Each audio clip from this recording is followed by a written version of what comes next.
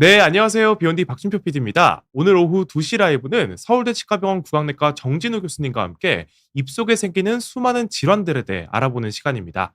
오늘 교수님과 함께 했는데요. 교수님 네, 안녕하세요. 안녕하십니까. 네. 네, 시청자분들께 인사 한번 네, 부탁드리겠습니다. 안녕하십니까. 서울대학교 치과병원 구강내과의 정진우라고 합니다. 오늘 이렇게 치아의 날을 맞이해서 여러분, 시청자 여러분들과 만나 뵙게 돼서 대단히 반갑고 영광입니다. 아이고, 네, 감사합니다. 감사합니다. 2년 전에도 저희 턱관절 장애에 대해서 치아의 날 특집으로 한번 나와주셨는데 네, 올해 또 함께 해주셨습니다. 네. 오늘 좀 방송에 대해서 간단히 소개 먼저 부탁드리겠습니다. 네. 오늘은 이제 그 치과라고 생각하시면은 보통 우리가 충치나 아니면은 이제 잇몸 질환들을 많이 생각하실 텐데요. 실제로 이런 충치랑 잇몸 질환 이외에도 또 구강 내에서 많은 질환들이 많이 발생을 합니다. 뭐 여러 가지 이런 것들이 치과에서 치료를 했었나? 또 이런 것들이 또 어떤 입안에 뭐가 났을 때 뭐 어떤 문제가 생겼을 때 어느 과를 가야 되지? 그런 의문들이 많이 있으실 겁니다. 오늘은 그러한 질환들에 대해서 여러 가지 치과에서 치아와 잇몸 이외의 다른 질환에 대해서 제가 말씀드리도록 하겠습니다. 알겠습니다. 사실 정말로 교수님이 말씀하신 것처럼 이 치과 하면은 뭐 충치나 잇몸 질환만 치료한다고 네. 생각하시는데 정말 오늘 내용 안에 많은 질환들이 담겨 있으니까요. 시청자분들이 보시면서 '아 요런 것도 치과 가서 방문해서 치료할 수 있겠구나.' 네. 요런 걸 좀 아셨으면 좋겠습니다. 네. 또 시청하시면서 궁금하신 점 있으시면 자유롭게 질문 남겨 주시면 답변 또 드리도록 하겠습니다. 강의 한번 시작해 보도록 네. 하겠습니다. 네. 강의를 시작하겠습니다. 요 제목은 이렇게 재봤습니다. '충치만 없으면 끝일까요?' 네, 이런 쪼끔 약간 좀 도발적인 내용을 네. 했었는데요. 구강 내에 많은 생기는 수많은 질환 중에서 그래도 또 많이 또 이렇게 비교적 많이 발병하는 질환들에 대해서 드리도록 하겠습니다. 먼저 인제 우리가 치과 아까 말씀드린 것처럼 치아나 잇몸 이외에도 인제 구강 안에는 많은 그러한 어 기관들이 많이 있습니다. 대표적인 게 혀나 타액선이나 또 그다음에 뭐 구개, 입천장이죠. 뭐 그다음에 구광저, 혀 아래에 있는 모든 여러 가지 점막들에 생기는 질환들이 많이 있습니다. 사실은 점막 질환도 뭐 상당히 많은 질환들이 있는데요. 그중에서 오늘은 대표적으로 그래도 비교적 흔하게 우리 여러분들께서 볼 수 있는, 주변에서 볼 수 있는 병소에 대해서 설명드리도록 하겠습니다. 첫 번째는 이제 백색병소죠. 입안에 허옇게 나타나는 병소들이 또 꽤 많이 있고요. 또 두 번째 점막 질환으로서는 또 어떠한 것들이 참 자라나면서 증식성 병소를 일으키는 질환들도 있고요. 또 물집이죠. 수포가 생기면서 생기는 병소들. 또 그다음에 가장 좀 많이 통증을 유발할 수 있는 궤양성, 그러니까 이제 살이 피어나가는 그런 궤양성 병소에 대해서 대표적인 병소들을 설명드리도록 하겠습니다. 첫 번째 우리가 구강 점막 질환 중에서 가장 많이 흔하게 보이는 게 인제 백색성 병소 중에서 구강 캔디다증이라는 병소가 있습니다. 아마 여기 시청자 여러분들께서 많이 접했을 겁니다. 보통 대부분 아주 미약한 캔디다증은 상당히 많이 볼 수가 있거든요. 주로 아침에 일어나시면은 주로 혀가 좀 저렇게 허옇게 되면서 아니면 또 입안에 어떤 허옇게 그러한 위막이라 그러죠. 껍질 같은 게 접히면서 생기는 것들이 인제 구강 캔디다증, 즉 진균에 의한 그러한 감염 질환이라고 할 수가 있겠습니다. 요즘 습하고 덥죠. 습하고 네. 더워 가지고 사실 입안뿐만 아니라 우리 화장실이라든지 어떠한 플라스틱 표면에는 상당히 곰팡이도 많이 끼고 그러는데, 이런 말씀드리기 좀 뭐하지만은 그런 곰팡이균이 우리 입안에서도 지금 살고 있고 또 여러 가지 그 환경이 바뀌면서 이렇게 자라날 수가 있다는 게 이게 구강 캔디다증이라고 할 수가 있습니다. 캔디다라는 거는 이제 캔디다 그 진균 감염을 일으키는 곰팡이균의 이름입니다. 보통 우리가 캔디다 알비칸스, 그래서 캔디다 균 이렇게 말씀을 드리는데요. 주요 증상으로는 아까 말씀드린 것처럼 입안에 얇은 막들이 많이 생기는 게 가장 흔한 증상이고요. 또 어떤 경우에는 막이 아니라 입안이 또 뻘겋게 상당히 뻘겋게 바뀌어 가지고 이것도 또 하나의 또 그러한 캐니다증의 증상입니다. 그래서 우리가 캐니다증을 크게 두 가지로 나눈다면 저렇게 허옇게 유막이 생기는 것 또는 유막이 없어지면서 뻘겋게 나타나는 미란성 병소를 나타나는 것도 또 캐니다증의 증상이라고 합니다. 주로 그 위험군을 보면은요. 아까 말씀드린 것처럼 이 진균은 곰팡이균은 입안에 모든 사람들의 입안에 살고 있습니다, 사실은. 그래서 입안에 뭐 여러 가지 세균도 있지만 또 진균들도 살고 있고 상주균이라고 얘기를 하는데요. 그러한 상주균들이 갑자기 입안에 어떠한 또 몸 체내에 여러 가지 면역력이 감소된다든지 이런 것들이 또 여러 가지 장기간 항생제를 사용한다든지 뭐 이런 그런 입안에 어떠한 면역력이 감소가 되면은 상대적으로 그런 진균들이 증가하게 됩니다. 여기서 또 질문이 하나 있으실 텐데 항생제를 왜 많이 먹는데 근데 왜 진균이 감소됐냐? 보통 항생제는 진균을 죽이지를 않고 세균만을 죽입니다. 그래서 입안에 세균들이 없어지니까 이 진균만 남으니까 영양분들이 이제 세균이 없어지니까 자기네들은 더 많이 먹을 수가 있어서 진균들이 많이 자라납니다. 그래서 항생제를 뭐 어떠한 뭐 염증 때문에 한 일주일, 2주일 드신다 그러면 입안이 좀 하얗게 변하는 거를 대부분 보실 수가 있겠는데요. 이것도 하나의 캔디다증이라고 합니다. 대부분 캔디다증은 생겨도 보통 입안에 우리 체내 면역 때문에 많이 자연히 없어지는 게 대부분인데요. 그러한 여러 가지 면역력이 나빠지거나 이런 분들은 그게 없어지지 않고 계속 점막의 병소를 일으키는 그러한 것들이 캔디다증입니다.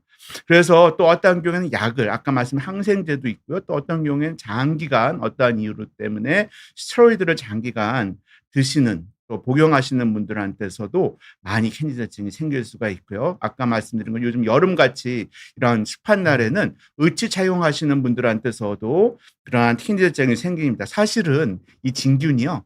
입안보다는 플라스틱 표면을 더 좋아합니다. 그래서 우리가 어떠한 진균, 의치 때문에 생기는 그 캔디다증 같은 경우에는 입안에 이러한 상진균제만 사용하실 게 아니라 의치에 있는 부위, 의치도 소독을 하셔야지만 빨리 나실 수가 있어요. 특히 의치 표면을 더 많이 달라붙거든요. 그래서 의치를 만약에 사용하시는 분들이라면은 주기적으로 의치도 소독하시면서 쓰시는 게 상당히 중요합니다. 그래서 예방은 의치를 사용하시는 분들은 잘 세척하시고요. 또 우리 항생제 스테로이드 사용하실 때는 주의해서 또 너무 장기간 사용하지 않으시는 게 좋고 또 구강 내 위생을 철저히 하시고요. 또 어떠한 질환이 있으시면은 그러한 질환들을 잘 관리하시는 게 그런 예방적인 방법이라고 할 수가 있겠습니다. 그럼에도 불구하고 이러한 캔디다증이 생긴다 그러면은 치료를 하게 되겠는데요. 대부분은 우리가 항진균제를 사용을 합니다. 항진균제는 보통 말하는 우리가 곰팡이균을 없애는 약이라서 뭐 이런 말씀드리기는 못하지만 피부에 생기는 무좀약도 그러한 같은 그런 것들인데 이런 입안용으로 생기는 항진균제들이 많이 개발돼서 판매하고 있고 처방받으실 수가 있어서 가까운 병원, 치과나 치과에 가셔서 항진균제를 처방받으시고 가글을 하시면은 좋아질 수 있고요. 보통 예후도 좋고 빨리 날 수 있는 질환이라고 할 수가 있겠습니다. 그래서 궁금한 게 네. 저희가 흔히 또 백태라고 표현한 것들이 있잖아요. 네. 요거랑 좀 다른 건가요? 비슷한 건가요? 거의 맞습니다. 백태. 우리가 네. 혀에 백태가 많이 낀다. 요것도 아주 약한 캔디다증이라고 할 수가 있겠습니다. 아까도 말씀드린 것처럼 이게 이제 입안에 상주균이 있기 때문에 백태가 생길 수가 있고요. 물론 캔디다증이라고 질환에 의한된 건 아니지만 일시적으로 약간 늘어나면서 이 혀를 덮거나 또 보통은 그래서 백태는 아침에 많이 생기거든요. 네. 왜냐하면 아침에는 침이 계속 고여 있기 때문에 보통 타액의 작용은 입안을 닦아내는 작용을 하게 되는데 보통 낮에는 말씀하시고 또 식사하시고 음료수 드시면서 닦아내는데 이게 닦아내질 않으니까 고여 있다 보니까 이러한 백태들이 생기게 되고 이것도 하나의 곰팡이균이 조금 자라나는 그런 것들이라고 할 수가 있고요. 또 일상생활에 나타나는 백태가 또 따로 있죠. 뭐 음식물을 갑자기 많이 드셨다든가 담배를 많이 피시거나 아니면 커피나 이런 착색성 있는 음료를 많이 드시면 또 거기에 또 일시적으로 또 검게 그렇게 착색이 되는 경우도 있는데 그거는 착색성으로 백태가 낄 수가 있겠습니다. 그럼 백태 같은 것이 조금 심각하게 끼면 좀 이런 캔디다증을 의심할 수 있는 건가요? 맞습니다. 지금 저희 사진에서 아. 보시는 것처럼 저 정도면은 좀 되게 조금 치료를 받을 정도의 그러한 백태라고 할 수가 있겠고요. 음. 보통 생리적인 백태는 너무 걱정 안 하셔도 됩니다. 또 이 사진 보시고 입안에 또 이거 하얀 게 많이 생겼는데 문제가 될까? 근데 보통의 그러한 약간의 그러한 곰팡이가 끼는 그러한 백태 같은 경우는 보통 우리가 혀를 닦으시면은 금방 없어지고, 아. 그래서 보통은 저희가 이솔질을 할 때도 보통 칫솔이나 이런 걸로 혀도 같이 닦아 주시라고 말씀을 드리고요. 그게 만약에 불편하시면 또 혀 닦는 기구들을 또 손쉽게 구입하실 수 있기 때문에 그걸 이용해서 혀를 잘 관리하시면 되겠습니다. 알겠습니다. 조금 생기는 건 좀 일상적으로도 생길 수 있지만 이 네. 사진처럼 비정상적으로 많이 생기는 경우엔 좀 캔디다증을 네. 의심해 볼 수 있다. 네. 요렇게 생각하면 좋을 것 같습니다. 네. 자, 두 번째 질환을 또 소개해 드리겠습니다. 두 번째 질환은 아까 말씀드린 캔디다증보다는 흔하지 않은 질환이지만은 꽤 저희 병원에 찾아오시는 질환 중에 하나가 구강평평태선이라는 그러한 질환이라고 할 수가 있겠습니다. 그 평평태선 보면은 이게 한문 용어이긴 한데요. 태선은 이끼라는 말이죠. 태선양 반응 보통 얘기를 하는데요. 사진에 보시면 좀 이끼처럼 보이실까요? 좀 하얗게 저걸 만약에 초록색으로 생각하시면 이거 이끼 낀 것 같다 그렇게 생각하실 텐데요. 이러한 평평태선 저렇게 약간 입안 점막에 예를 들면은 저렇게 줄무늬가 있다든지 격자무늬라든지 이런 것들, 레이스 무늬라든지 이렇게 허옇게 저런 격자무늬가 생기는 게 가장 대표적인 평평태선의 하나의 그 증상이라고 할 수 있는데, 이게 계속 만성적으로 없어지지 않고, 이제 평평태선은 아까 캔디다증이랑 달라서 캔디다증 같은 경우는 혀를 닦아내면은 그게 하얀 게 묻어 나오면서 약간 닦아지지만 평평태선은 절대 그렇지가 않습니다. 그래서 저렇게 나타나고요. 어떠한 평평태선 중에 미란형의 평평태선 같은 경우는 허옇게가 생기는 게 아니라 궤양도 동반하는 경우도 있기 때문에, 출혈도 동반하는 경우가 있기 때문에 이러한 질환들은 반드시 치료를 하셔야 될 질환들이라고 할 수가 있겠습니다. 보통 호발 부위는 보통 입안의 그 뺨 안쪽에 볼 점막이라 그러죠. 혀, 잇몸, 입천장, 입술 안쪽 어느 부위에도 다 생길 수가 있겠고요. 대부분은 만성으로 경과되는 게 특징이라고 할 수가 있습니다.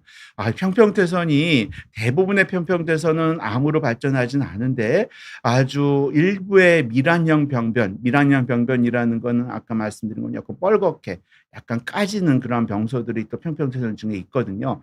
그런 경우에는 구강암으로 바뀔 수 있는 가능성이 있습니다. 한 1,000명 여러 가지 연구 논문마다 다르지만은 1,000명에 1-2명 정도가 악성화가 될 수 있기 때문에 이러한 평평태선은 사실 주기적으로 계속 정기적으로 관찰이 필요한 그러한 증상이라고 할 수가 있습니다. 예후는 약을 쓰는데요. 이렇게 대부분의 평평태선들이 잘 낫지 않는 평평태선들이 많아요. 그래서 보통은 저희가 여러 가지 성적들을 보면은 한 10% 내외, 그래서 10명에 1명꼴 정도가 완전히 없어지고 나머지 평평태선들은 계속 만성적으로 가는 경우가 상당히 많기 때문에, 특히 미란형 병변 같은 경우는 그래서 주기적으로 병원에 내원하셔서 관찰을 요하시는 게 상당히 중요합니다. 예방 방법은요. 보통은 이 평평태선이 스트레스랑도 연관돼서 보고된다는 보고들도 있어요. 그래서 이런 평평태선 환자들은 보통 많이 스트레스를 받으시거나 그럴 경우에 좀 병소가 악화되다가 또 조금 좋아지시면은 또 없어지고 그런 걸 반복하게 되는 경우가 있겠고요. 만약 이런 질환에 이완되셨다면 너무 자극성 있는 음식들, 매운 음식, 그다음에 너무 뜨거운 음식들, 그다음에 알코올 이런 것들을 피하시는 게 좋고요. 가장 중요한 거는 흡연입니다. 흡연이 이제 상당히 중요한데요. 흡연은요, 구강암의 가장 첫 번째 원인이 될 수가 있기 때문에 반드시 금연을 하시는 게 상당히 중요합니다. 치료는 보통 스테로이드 같은 면역 조절제를 가지고 면역 억제제나 스테로이드 같은 약제를 많이 쓰는데요. 대부분 스테로이드는 장기간 써야 되는 경우가 많기 때문에 복용하시는 것보다는 스테로이드 가글을 하면서 체내에 너무 많이 영향을 주지 않게끔 하시는 게 상당히 중요합니다. 우리가 스테로이드 쓸 때 가장 중요하실 거는 이 스테로이드가 아주 일부에서는 안압을 높일 수가 있고 일부에서는 약간 혈당을 높일 수가 있기 때문에 녹내장 환자분이시라든지 아니면은 당뇨 환자라든지 분들이 이러한 평평체상 이완됐을 때는 이러한 당뇨와 안압 같은 거를 잘 체크하시면서 약을 병용하시는 게 상당히 중요합니다. 네. 알겠습니다. 요 편평태성까지 알아봤고요. 네, 다음 건 어떤 걸까요? 네. 다음 질환은요. 요거는 쪼끔 더 아까보다도 쪼끔 더 드문 질환이긴 하지만 또 중요한 질환이기 때문에 소개를 드립니다. 백반증이라는 질환이죠. 백반증은 사실은 피부에도 생길 수가 있는데 사실은 구강점막에 생기는 백반증이 사실 피부 질환보다 상당히 쪼끔 더 중요한 질환이기 때문에 소개를 드립니다. 우리가 백반증의 정의는요. 그냥 하얀 반점이고 그다음에 이 반점이 아까 여러 가지 질환에 속하지 않고 장기간 지속되는 거를 우리가 임상적으로 백반증이라고 얘기를 합니다. 대부분은 무증상인데요. 이 질환 역시 잠재적인 암 전 단계로 진행될 수 있기 때문에 치료가 필요한 질환이고 또 대부분 백반증이 생기면은 완전 절제를 하시는 거를 권유합니다, 만약에 병소가 적되면은. 그래서 주요 증상은 저렇게 사진처럼 쪼끔 더 두껍게 하얗게 나타나죠. 그리고 아까 캔디다증보다는 더 두껍고요. 캔디다증 아까 이게 닦아내면은 없어진다고 말씀을 드렸는데 저거는 문질러도 벗겨지지 않는 아주 딱딱한 비교적 딱딱하고 허옇게 쪼끔 두껍게 올라오는 그러한 질환이라고 할 수가 있겠습니다. 원인은요. 아까 말씀드린 흡연이 제일 큽니다. 그래서 흡연이 구강암의 제일 첫 번째 원인이라고 말씀을 드렸는데 백반증은 이건 저희 임상적으로는 전암병소로 분류가 됩니다. 그래서 암으로 발전할 수 있는 그러한 구강 내 점막 질환으로 분류가 되기 때문에 흡연이 가장 큰 위험한 요인이고요. 또 음주 중에서도 계속적인 음주 매일 예를 들면은 습관성의 음주 같은 경우도 피해야 되겠고요. 또 입안에 어떤 만성 자극이 오래되면은 처음엔 각하로 시작되지만은 이런 것들이 너무너무 오래되면은 백반증으로 발전하는 경우도 있습니다. 그다음에 또 인간 유두종 바이러스라 그래서 우리 보통 생식기에도 생기지만은 유두종 바이러스는 점막에도 많이 생기거든요, 감염이 오래될 경우. 그다음에 면역 저하 상태 이런 것들이 가장 대표적인 원인이라고 할 수가 있겠습니다. 대부분은 양성이지만은요. 말씀드린 것처럼 5 내지 15% 이거는 사실은 연구의 그런 기준마다 쪼끔 다르지만은 최소 5% 정도에서 우리 구강암으로 진행될 수 있기 때문에 위험 요인을 제거하는 게 상당히 중요합니다. 치료는 그래서 백반증이 생긴다 그러면은 원인을 제거하고 완전히 생검을 해 가지고 진단을 하고 만약에 병소가 적되면은 완전히 절제하는 거를 저희가 추천하고 있습니다. 어떻게 보면 암으로도 변할 수 있는 증상이기 때문에 네. 절제까지 고려하는 네. 증상인 거네요. 네. 알겠습니다. 자, 마지막으로 인제 저희가 인제 백색병소에 대해서는 설명을 드렸고요. 그다음에는 우리가 증식성 병소죠. 증식성 병소가 인제 자라나는 병소라고 할 네. 수가 있겠는데요. 저렇게 가장 구강 점막에 가장 흔하게 나타나는 것들이 인제 섬유종이라 그래서 이러한 섬유종을 줄 수가 있습니다. 섬유종이라는 거는 우리가 세포에서 섬유세포 그래 가지고 피부에도 생기고 점막에도 생기는데요. 보통 우리가 피부에도 어떤 예를 들면 물젓 같은 거 생기는 것처럼 인제 입안에도 저렇게 증식성으로 저렇게 작고 둥글게 약간 돋아나면서 창백하면서 그다음에 표면은 거의 점막이랑 똑같이 저렇게 매끈하게 자라나는 경우 있는데요. 자, 저 사진은 좀 너무 대표적인 건 너무 크게 난 거고 저거보다 엄청 적게 큰데요, 적게 진짜. 나는 거고요. 네. 저 사진은 환자분께서 뺨을 지속적으로 계속 씹으셔 가지고 저 인제 크라운이 끼어 있는데 이런 보철물들이 잘 안 맞거나 점막을 자꾸 자극을 시켜 가지고 부분이 점점 자라나는 것들이 인제 섬유종이라고 할 수가 있겠습니다. 어떤 분들은요. 우리 이쑤시개 저희는 이쑤시개 많이 사용하지 말라고 치실을 사용하라고 말씀을 드리는데 네. 이쑤시개로 자꾸 잇몸을 이 사이에 자꾸 그걸 이쑤시개로 쑤시면서 또 불편하시면 그 부위를 계속 쑤시면은 그 부위가 또 자라날 수가 있습니다. 그래서 이런 것들이 자극에 의해서 나타나는 증식성 병소를 우리가 섬유종이라고 합니다. 사실은 이거는 양성입니다. 절대로 암으로 전에 악성화될 위험은 거의 없고요. 하지만은 저렇게 자라나면 상당히 불편하시기 때문에 병사가 적을 때 제거하시는, 그래서 우리가 외과적 절제를 원칙으로 하고 있고요. 그다음에 또 그걸 절제하더라도 원인 요소가 제거되지 않으면 또 자라날 수 있겠죠. 그래서 원인 요인을, 자극 요인을 제거하면서 외과적 절제하는 거를 원칙으로 하고 있습니다. 알겠습니다. 네. 저도 사실 혀 깨물면서 네. 볼을 자주 깨무는데 네. 거기에 약간씩 튀어나온 느낌이 있거든요. 네. 그런 게 좀 더 반복되면 저렇게 될 수도 네. 있다는 저거는 거겠네요. 이제 아주 반복돼 가지고 네. 극단적으로 나타나는 거고요. 보통 환자분들께서 또 간혹 점막에 어떤 줄이 생겨 가지고 오시는 분들이 계시는데 네. 그런 것들은 각화입니다. 그래서 꽉 무시는 습관이 있거나 아니면은 그런 습관들이 있으면은 점막에 줄이 생깁니다. 저렇게 볼록 약간 튀어나오면서. 근데 그러한 그 점막에 줄이 생기는 것도 혀도 약간 자국이 생길 수가 있는데 그런 경우에는 별도로 치료가 필요는 없습니다. 알겠습니다. 네. 그러면 그다음 거 좀 더 살펴보겠습니다. 네. 그다음은요. 흔하지 않은 질환이지만은 유두종이라는 질환이 있습니다. 아까 말씀드린 것처럼 인간 유두종 바이러스. 그래서 바이러스에 대한 감염이고요. 요것도 양성입니다. 양성 종양이고요. 보통 유두종이라고 생각하시면 뭘 생각하시면 되냐면 피부에 생기는 사마귀를 생각하시면 됩니다. 피부에 생기는 인간 유두종 바이러스 감염이 우리가 사마귀, 아마 요즘 그 젊은 분들은 사마귀를 경험을 못 하실 텐데 네. 우리 나이 드신 어르신이나 분들은 사마귀들이 많이 있었어요. 그 피부에. 왜냐면은 보통 위생 상태도 옛날엔 안 좋았고 그래서 네. 사마귀가 많이 생기고 옛날에 고약이라는 거 한번 기억이 나시는 고약 같은 것도 여기다 붙이고 그래서 사마귀를 띄는 방법도 있고 요즘은 또 발에도 가끔 사마귀 생기죠. 그런 것들이 점막에 생길 경우에 우리가 유두종이라고 그러고요. 저렇게 보이면은 어떻습니까? 그 사진이 약간 보면은 뭐같이 생기셨어요? 혀뿔인가요, 여기가? 이제 혀 안쪽에, 혀 네. 밑에 쪽인데 뭐같이 보이세요? 저게. 뭐가 그냥 진짜 뭐가 약간 붙은 것 같아요. 네. 뭐가 약간 좀 양배추 같이 보이시는 무슨 네, 말씀이신지 알 것 양배추나 같습니다. 뭐 이런 컬리플라워 같이 보이는 네, 것을 우리가 네. 임상적으로 컬리플라워 같은 양배추 모양 그렇게 얘기를 하는데요.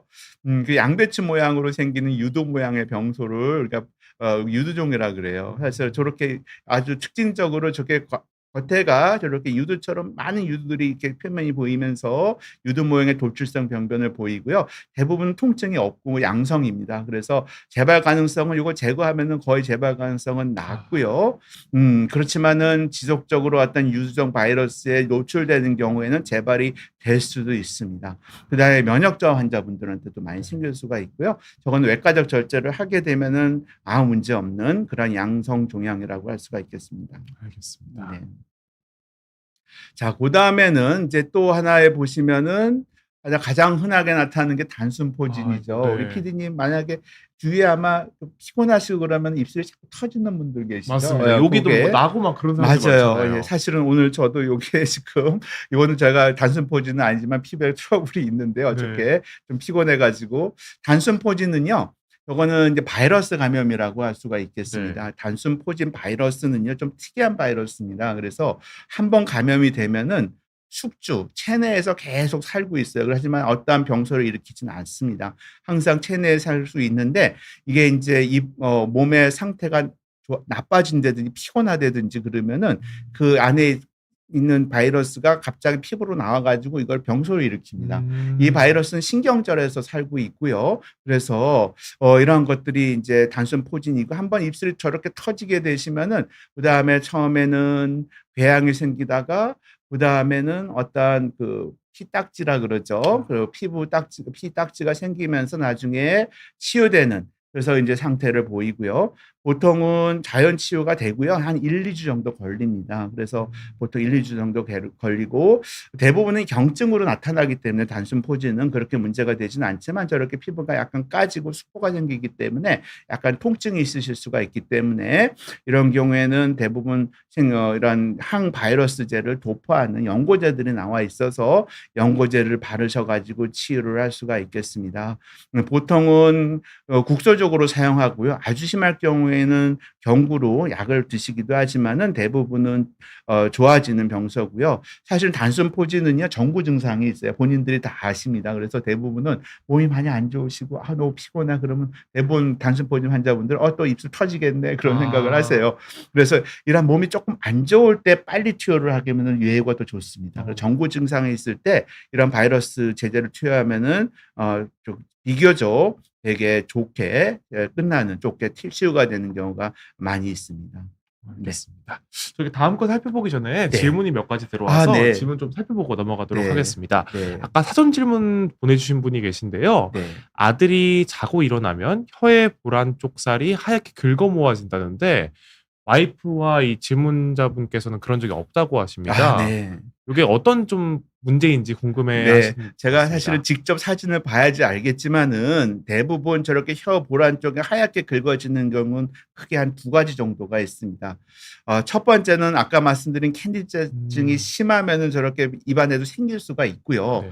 사실은 점막보다는 그럴 경우엔 혀가 더 많이 빨리 생기기 때문에 혀에 같이 백태도 끼면서 저렇게 점막에 안에 있다 그러면은 만약에 그렇다면 캔디드증이 있을 수가 있는데 대부분 그거보다도 더 많이 생기는 게 중에 하나가 뭐냐면은 그러한 점막이 탈락되는 경우가 있어요. 점막은 계속 우리 피부도 똑같이 피부도 우리 목욕탕 가면 피부 껍질이 벗겨지듯이 네. 그래서 피부도 자꾸 재생이 되죠. 탈락되고 점막도 계속 재생되고 탈락이 됩니다. 그래서 예민한 분들은 나 자꾸 입안에 껍질이 벗겨져요. 네. 그런데 하얀 껍질들이 아침에 나타나게 되는데 대부분은 보통 점막이 탈락되고 다시 재생되는 과정이 생기는 경우도 있습니다. 그래서 만약에 그게 점막이 탈락되고 빨갛게 되지 않고 아니고 그다음에 혀에 백태가 동반하지 않는다면은 생리적인 그러한 각화가 탈락되는 증상이기 때문에 너무 걱정하실 필요는 없으실 것 같아요. 어떻게 보면 네. 저희 피부 때 벗겨지는 맞습니다. 느낌으로 네. 여 안쪽에서도 맞아요. 벗겨진다. 네, 그렇게 맞습니다. 예. 생각하면 그런 되겠네요. 분들이 보통 조금보다 조금 빨리 탈락이 되고 금방 들는 분들이 계셔서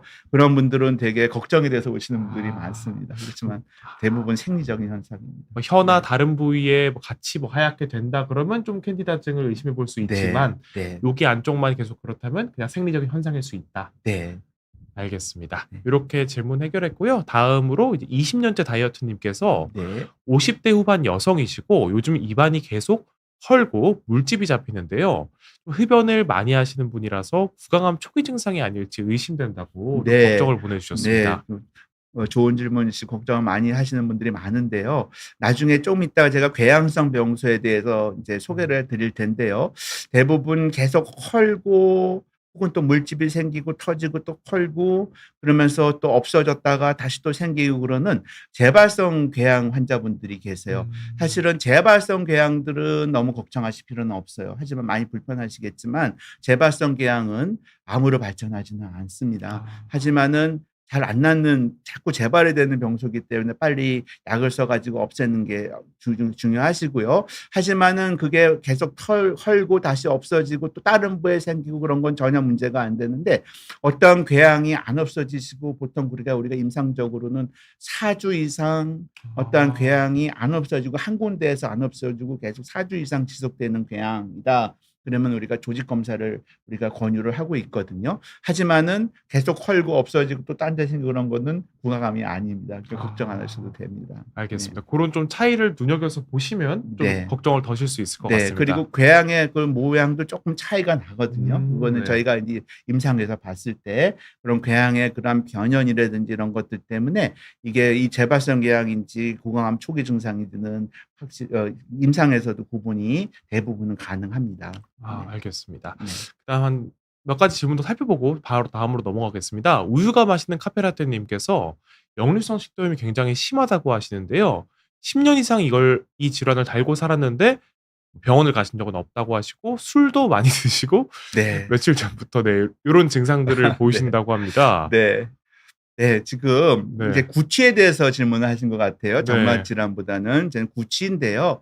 대부분 구취의 원인 중에 하나가 가장 흔한 원인은 사실은 입안 구강의 위생이고요. 네. 또 아주 또 그거보다도 약간 드물지만은 역류성 식도염이 심하신 경우도 보통 위산이 이제 입안으로 올라오면서 그런 구취가 생기는 경우도 있습니다. 이제 제가 보기에는 저 환자분 죄송합니다. 시청자분 사연 중에 하나가 영조 식도염보다는 제가 보기에는 음주일 것 같아요. 아 네. 보통 음주를 많이 자주 하시면은요 구강이 건조가 됩니다. 네. 구강 건조이 생깁니다. 보통 알코올은 되게 구강 건조를 유발하고 그다음에 피부나 점막의 건조를 유발하기 때문에 저렇게 이제 음주를 많이 하시게 되면은 구강의 그러한 건조가 많이 유발이 되면서 침이 많이 안 나오면은 입안에 인제 또 아까 말씀드린 자정작용이라든지 이런 것들이 없어지면서 이제 구취를 유발하는 세균들이 자라나면서 구취가 많이 날 수가 있습니다.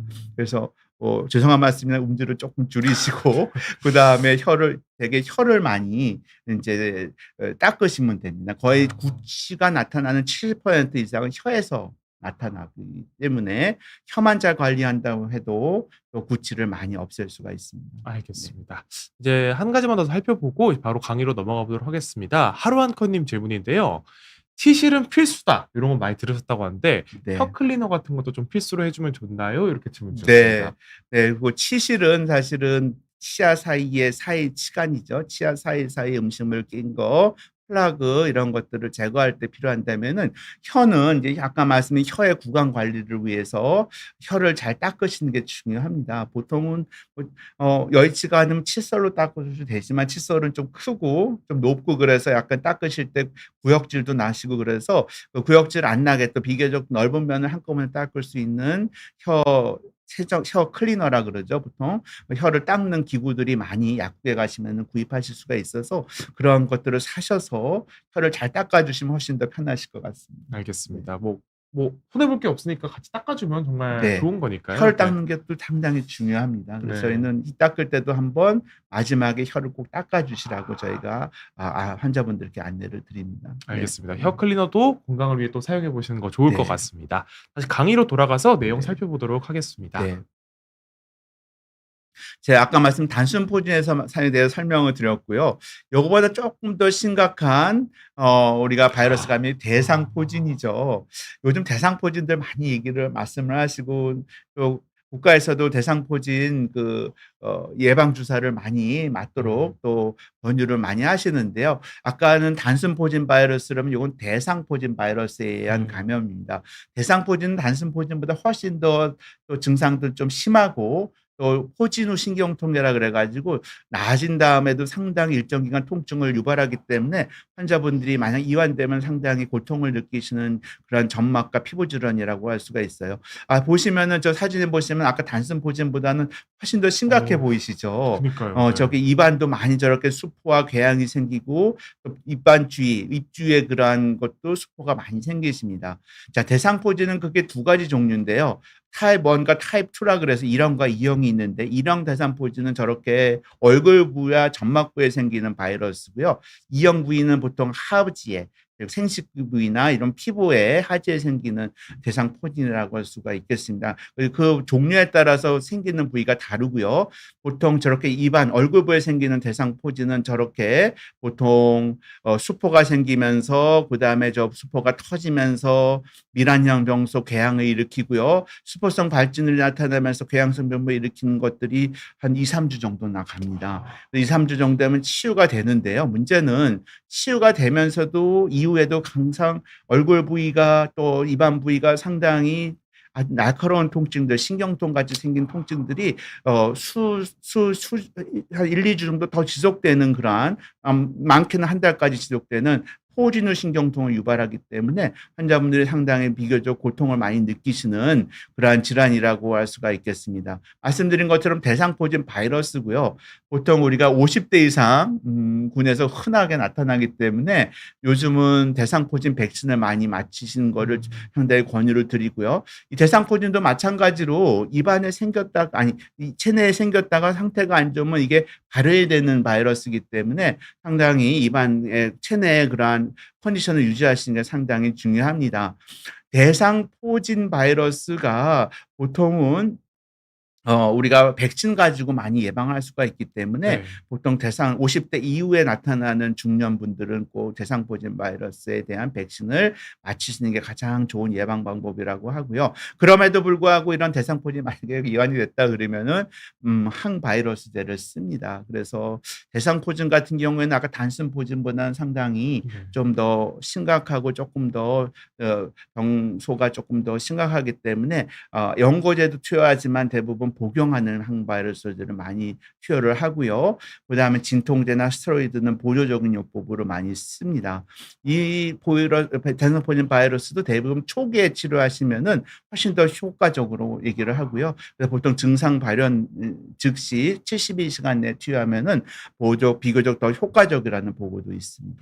사실 저도 대상포진에 걸려봤는데 네. 이렇게 입에도 생긴다는 것도 처음 알았던 것 네. 같습니다. 아마 신기하네요. PD님은 피부에 많이 생겼을 옆구리 거예요. 쪽에 옆구리 생길 것 쪽은 이제 같거든요. E형 네. 대상포진이고요. 저렇게 입안에 주위에 많이 생기시는 분들도 계세요. 네. 되게 엄청나게 좀 고통스러우실 것 같네요. 네. 그 통증이. 피부보다는 점막에 생기면 훨씬 더 고통스럽고 점막이 저렇게 숙보가 생기면서 까지기 때문에 엄청 많이 고통을 호소하시지만은 치료를 하시게 되면 또 금방 좋아지기 때문에 네. 피부 병사보다는 예후가 훨씬 더 좋을 수가 있기 때문에 초기에 치료하신다면은 많은 좋은 효과를 보실 수가 있습니다. 알겠습니다. 이렇게 이미지로만 봐도 되게 고통스러우실 것 같은데 꼭 관리 잘하셔야 될 것 네. 같습니다. 네.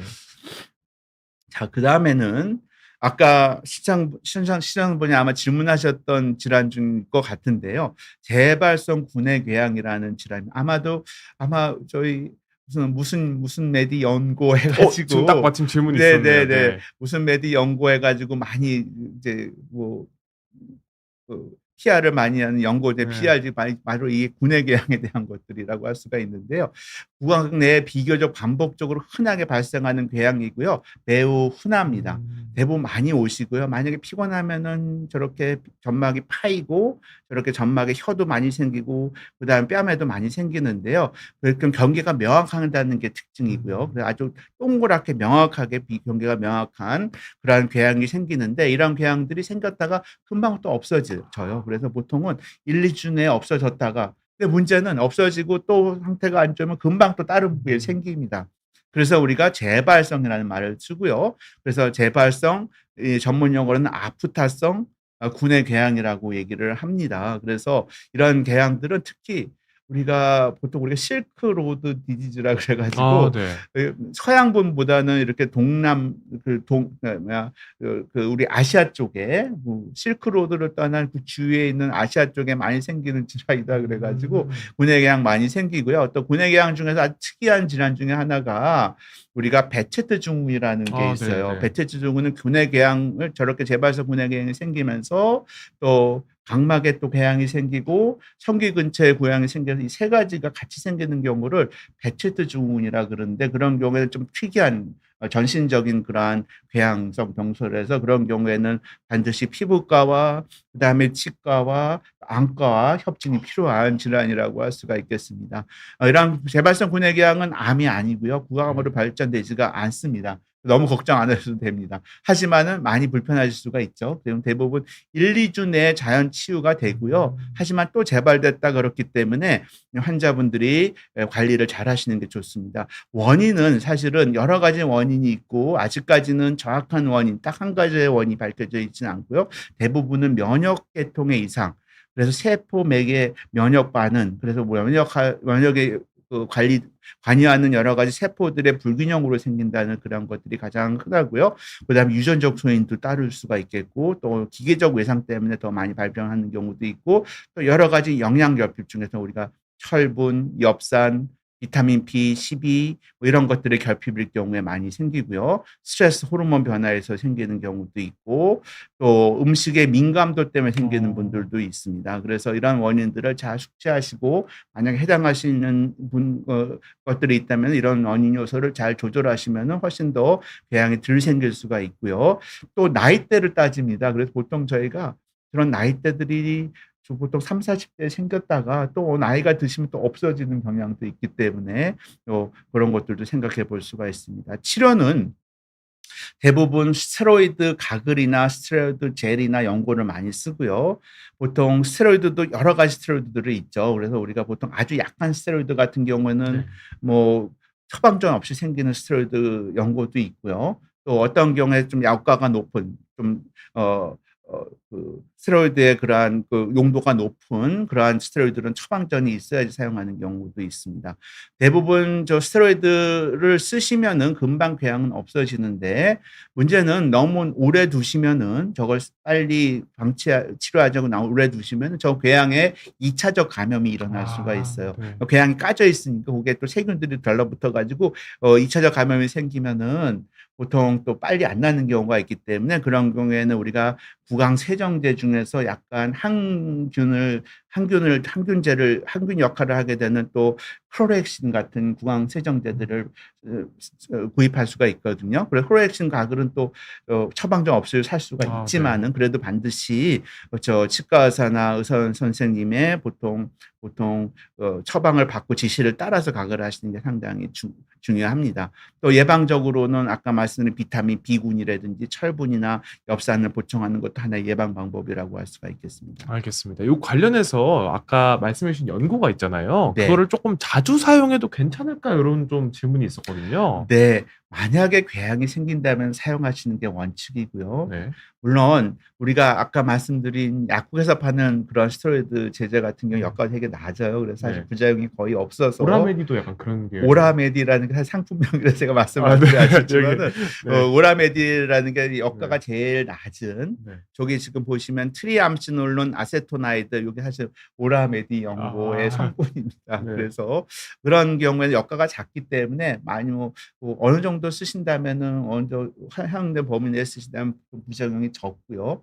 하지만 이제 우리가 병원에서 처방하는 가글 스테로이드 같은 경우는 조금 효과가 높은 가글들을 많이 씁니다. 그래서 보통 덱사메타존 오인트먼트 같은 것들이 있거든요. 우리 연고도 나와 있는데요. 그런 연고제 같은 경우는 처방전 있게 쓰는 게 좋으시고요. 그리고 연고들을 또 장기간 쓰면은 또 스테로이드를 많이 쓴 부작용들이 있죠. 보통 감염에 취약해지기 때문에 스테로이드 오래 쓸 경우에는 말씀드린 것처럼 저런 크로렉신 같은 가글을 병용해서 쓰는 거를 저희가 처방을 드리고 있습니다. 결국 좀 저희가 처방전 없이 살 수 있는 일반 의약품 같은 경우들은 조금 많이 써도 네. 크게 문제가 발생하지 않을 확률이 높지만 네. 좀 전문 의약품 쪽으로 넘어가게 되면 스테로이드 성분이 높은 거죠. 네. 알겠습니다. 네. 그런 경우 좀 주의를 해야 된다. 네. 이렇게 이해하시면 좋을 것 같습니다. 다음 내용으로 그럼 넘어가 보도록 하겠습니다. 네. 다음 내용은요. 이것도 가끔씩 생기실 수 있죠. 외상성 궤양이죠. 왜냐면 가끔씩 입안에 식사하시다가 상처 난 적이 있으시죠? 엄청 깨뭅니다. 예, 깨무는 거. 네. 그게 아까 말씀드린 궤양, 외상성 궤양입니다.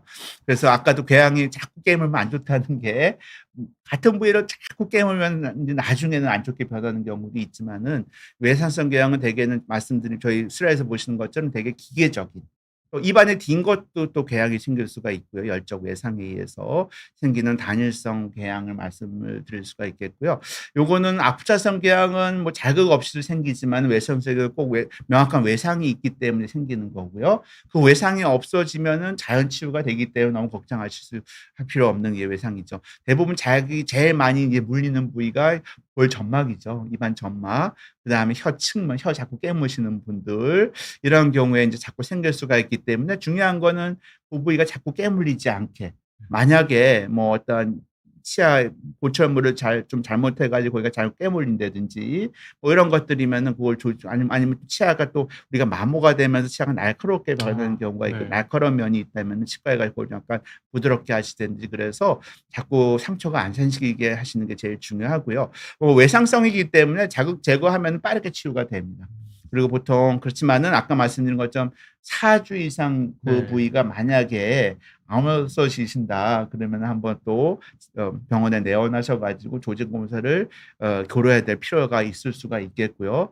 특히 우리가 고령자 어르신이나 아니면은 또 고위험군이라는 거는 면역 상태가 상당히 낮아져 있다든지 이런 고위험군에 이런 궤양이 자꾸 생기고 오래 지속이 된다면은 이거는 감별이 필요한 질환이기 때문에 조직 검사가 필요할 수도 있습니다. 치료는 아까 말씀드린 것처럼 자극 제거를 하면 금방 없어지는데 이걸 좀 빨리 없애려면은 아까 재발성 구내기에 썼던 똑같은 스테로이드 연고라든지 쓰시면은 또 치유가 금방 좋아지는 수가 있기 때문에 그런 경우에 스테로이드 가글을 쓰는 경우, 연고나 가글을 쓰는 경우도 있습니다. 알겠습니다. 그러면 이제 그다음 내용 다시 한번 또 네. 살펴보겠습니다. 그다음 내용은 이제 마지막인데요. 우리가 제일 네. 걱정하시는 게 구강암이죠. 아. 구강암 중에서도 가장 흔한 이제 종양이 뭐냐면 저렇게 평평세포암이라는 구강암이라고 할 수가 있어요. 이게 혀인가요? 혀입니다. 궤양이 아. 아까 조금 보면은 재발성 구내암 계열보다는 훨씬 더 조금 약간 궤양도 크고 보면은 네. 약간 변연이 매끈하지가 않고 불규칙하죠. 네. 네. 그리고 저 보면 궤양 사이에 약간 좀 자라나 있는 것도 보이고요. 그래서 우리가 폴딩이라 그러는데요.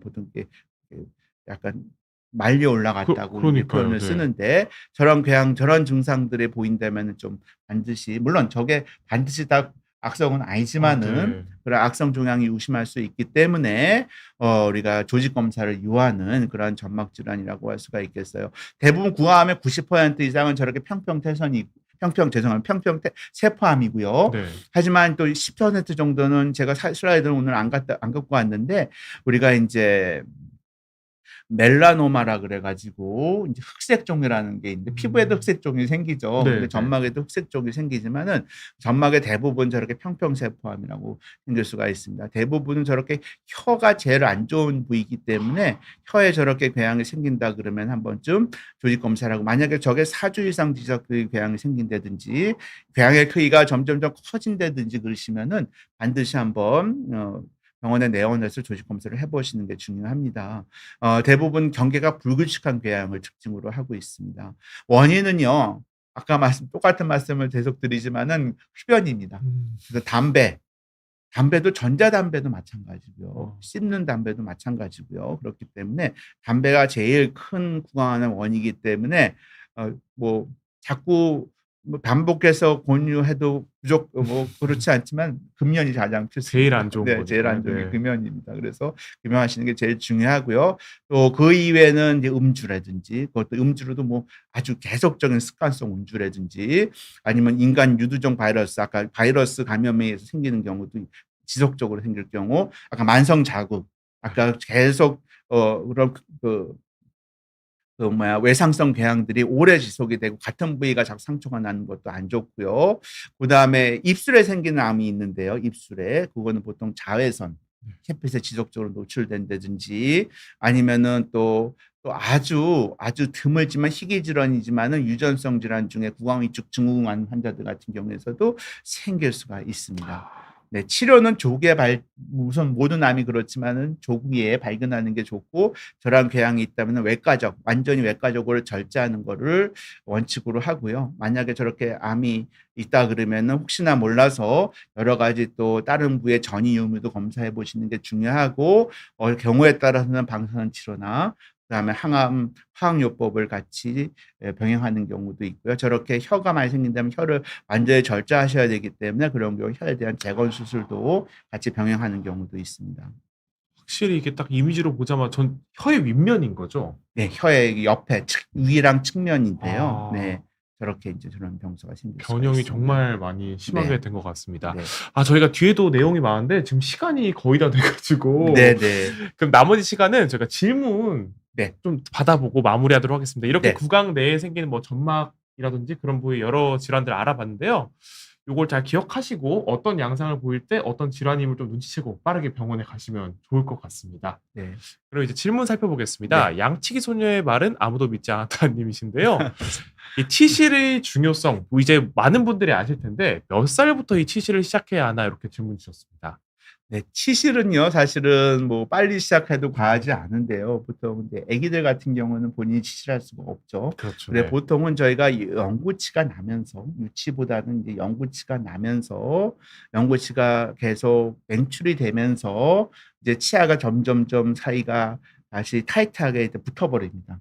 그러면 그 위에 인제 보통 음식물이 끼게 되죠. 네. 그래서 유치는 제가 듬성듬성 나기 때문에 치아 사이에 음식물이 끼지 않기 때문에 보통 양치를 해가지고 다 제거가 되는데, 연고치가 완전히 맹출이 된 다음부터는 음식물이 자꾸 그 사이에 빠지지 않습니다. 빨리 하는 게 제일 좋지만 적어도, 그래서 연고치가 완전히 맹출된 10대 중반부터는, 만약에 또, 그리고 사람마다 다르죠. 어떤 분들은 치아가 삐뚤삐뚤 나가지고 양치를 잘 못하는 부위가 생긴다. 그렇죠. 그러면 반드시 치실을 사용하시는 게 중요합니다. 확실히 양치를 해도 안 빠지는 것들이 정말 있더라고요. 맞습니다. 네. 네. 그래서 저도 치실을 시작하니까 이게 뭔가 개운한 느낌도 있고 네. 참 좋은 것 같으니까 네.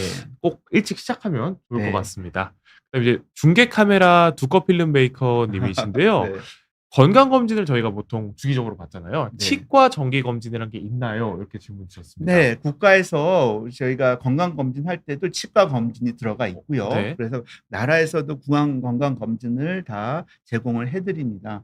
그래서 보통 구강 검진을 하시고 싶으시면은 보통 또 치과 병원마다 또 치과마다 나라에서 하는 구강 건강 검진을 할 수 있는 그러한 병원 기관들이 있어요. 그래서 검색도 가능하시고요. 그런 그 기관을 찾으셔가지고 내원하시면은 구강 건강 검진을 주기적으로 받으실 수 있습니다. 알겠습니다. 그리고 또 스케일링도 저희가 뭐 1년에 몇 번 정도 뭐 네, 보험이 되지 스케일링도 않나요? 보험이 되고요. 네. 그래서 1년에 보통 한 번 이상, 한 번이 보험이 되기 때문에, 네. 스케일링이라는 거는 이제 입안 사이, 잇몸 사이에 있는 치석이나 그다음에 치태를 제거하는 거기 때문에 지속적으로 1년에 한 번 정도, 적어도 1년에 한 번 정도 스케일링 하시면은 많은 구강 건강 관리에 많이 도움이 되실 겁니다. 뭐 그러실 네. 때마다 또 함께 검진도 받고 그러시면 꾸준히 건강 유지하실 수 있을 것 같습니다. 네. 네, 마지막 질문인데요. 오영돈 님이 어려서부터 입술에 포진이 굉장히 자주 나셨다고 합니다. 근데 이제 항바이러스를 복용하면 바이러스가 이제 완전 없어지는 건지 아니면 일시적으로 잠재워지는 건지 네. 이렇게 질문 주셨습니다. 아까도 제가 강의장을 잠깐 말씀을 드렸는데, 이 단순 포진 바이러스는 죄송한 말이지만은 없어지지는 않고 입안에 계속 숙주라 그러죠. 우리가 이 체내에서 같이 상주하는 균이나 네. 바이러스라고 할 수가 있어요. 하지만은 이 단순 포진 바이러스는 전혀 뭐 어떠한 심각한 질환을 일으키지는 않고, 그 다음에 또 전혀 어떤 생명에 지장을 줄 수 있는 어떤 병소를 일으키지도 않습니다. 네. 하지만 그 바이러스는 한번 이완이 되시면은 그냥 계속적으로 체내에 남아 있어요. 보통 우리가 신경절이라 그래서 신경에 있는 다발의 안쪽에 있는 신경절에 계속 살고 있는 바이러스고요. 이 바이러스가 이제 몸 상태가 안 좋으면은 신경을 따라서 피부로 나와가지고 신경 그 피부 끝에서 아까 말씀드린 피부 질환 병소를 수포를 일으킨다든지 점막에 수포를 일으키는 입술 주위의 피부에 수포를 일으키는 질환입니다. 그래서 이런 항바이러스를 오래 드신다고 해서 이 바이러스가 없어지지는 않아요. 그래서 만약에 환자분께서 이걸 바이러스를 없애신다고 병소가 없는데도 그걸 계속 드실 필요는 없습니다. 하지만은 단순 포진 바이러스는 전혀 문제가 되는 바이러스가 아니기 때문에 다만 불편할 정도시지, 그렇기 때문에 우리가 스트레스 안 받으시고 이런 단순 포진 바이러스가 다시 병소를 일으키지 않도록 몸 상태를 잘 관리하시면은 전혀 문제가 없는 그런 바이러스라고 할 수가 있겠습니다. 저도 추가로 궁금한 게 네. 대상포진 같은 경우는 조금 단순 포진만큼 재발을 잘 안 할까요? 어떻게 될까요? 예, 대상포진은요, 아까 말씀드린 것처럼 한번 재발이 되고 보면은 면역력이 생기기 때문에, 그래서 우리가 대상포진은 그런 백신, 예방주사가 이제 우리가 보통 마련이 돼 있죠. 네. 그래서 대상포진은 한번 이완이 되고 그러면 대부분은 체내 면역력이 생기면서 이 재발이 안 되는 경우가 대부분입니다. 그래서 말씀드린 것처럼 백신을 50대 이상 남성분이라면 남성분에 많이 생기거든요. 그래서 대상포진 바이러스 예방주사를 꼭 맞으시는 거를 권유드립니다. 자꾸 네. 권고 드리고 네. 있는 거군요. 그래서 알겠습니다. 오늘 이렇게 정진호 교수님과 함께 구강 내 충치가 아닌 여러 질환들에 대해서 한번 알아봤습니다. 마지막으로 좀 구강 건강에 대한 시청자분들께 조언 한마디 드리시고 네. 마무리하도록 하겠습니다. 보통 우리가 옛말에 구강은 건강의 척도다, 그런 이제 옛날 그런 문헌들 많이 있어요. 사실은 입안에 제가 오늘 소개는 안 시켜드렸지만은 어떤 전신 질환이 많이 생길 경우에도 입안에 병소가 드물지만 생기는 경우도 있고요. 네. 그 다음에 또 여러 가지, 특히 저희가 노인 환자분, 어르신 분 환자분들 같은 경우에는 아주 드물긴 하지만은 입안을 통해서 폐렴이 생기시는 경우도 있어요. 그래서 특히 어르신들 또 고령자분들한테는 저희가 그래서 구강 건강 관리를 상당히 많이 저희가 요즘 강조를 합니다. 그래서 요즘 나라에서도 그렇고 그래서 노인 시니어 구강 건강 관리에 대해서 상당히 말씀을 많이 강조를 하는데요. 네. 그래서 특히 고령분들한테서는 구강 건강 관리가 상당히 필수적이고요. 그래서 항상 구강 건강 관리는 과해도 너무 많이 해도 과하지 않는 그러한 거라고 할 수가 있어서 지속적으로 구강 건강 관리도 잘 하시고 그러시면은 상당히 많은 건강에 도움이 되실 것 같습니다. 알겠습니다. 이렇게 구강 건강의 중요성까지 강조해 주셨습니다. 오늘 정말 좋은 강의해 주신 정진우 교수님 정말 감사드리고요. 시청자분들도 시청해 주셔서 정말 감사드립니다. 오늘 오후 2시 라이브는 여기서 마무리하도록 하겠습니다. 감사합니다. 감사합니다.